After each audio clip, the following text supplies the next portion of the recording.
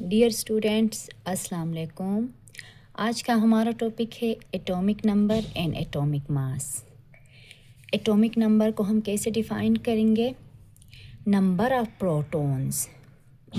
Protons को atomic number का नाम देते हैं, जबकि number of protons and neutrons को एटॉमिक मास का नाम देते हैं। अब प्रोटॉन्स कहाँ पे होते हैं और न्यूट्रॉन्स कहाँ पे होते हैं? हमने क्या कहा? एटॉमिक नंबर ऑफ़ प्रोटॉन्स का नाम दिया, जबकि atomic mass number of protons and neutrons का नाम दिया। अब ये कहाँ पे पाए जाते हैं? नंबर ऑफ़ प्रोटॉन्स और न्यूट्रॉन्स कहाँ पे होते हैं?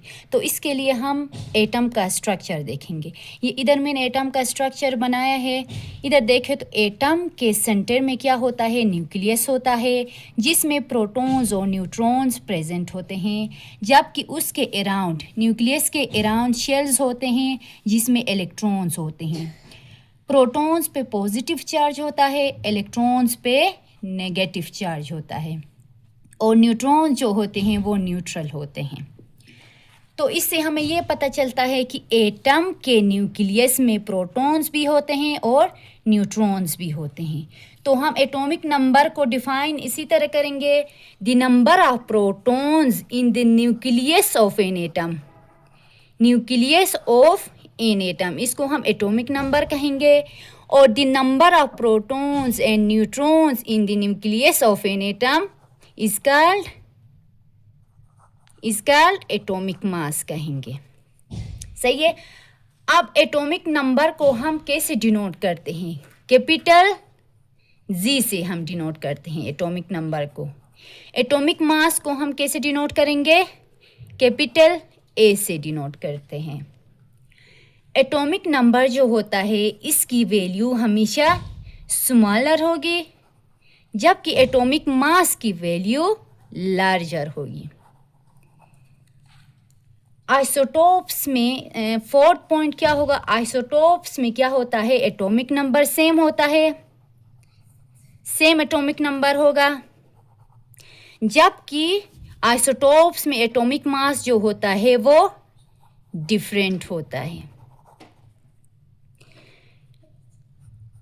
नंबर ऑफ न्यूट्रॉन्स बढ़ने या कम होने से एटॉमिक नंबर पे कोई फ़र्क नहीं पड़ता है, जबकि एटॉमिक मास पे फ़र्क पड़ता है, क्योंकि एटॉमिक नंबर में हम नंबर ऑफ़ न्यूट्रॉन्स का जिक्र ही नहीं करते हैं, इससे कोई फ़र्क नहीं पड़ता है। इसीलिए एक पॉइंट ये भी हो सकता है, not affected by number of neutrons, और एटॉमिक मास में affected by number of neutrons.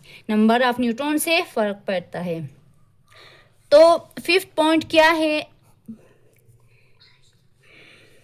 इसमें हम क्या करते हैं? एलिमेंट को एक्स से डिनोट करते हैं।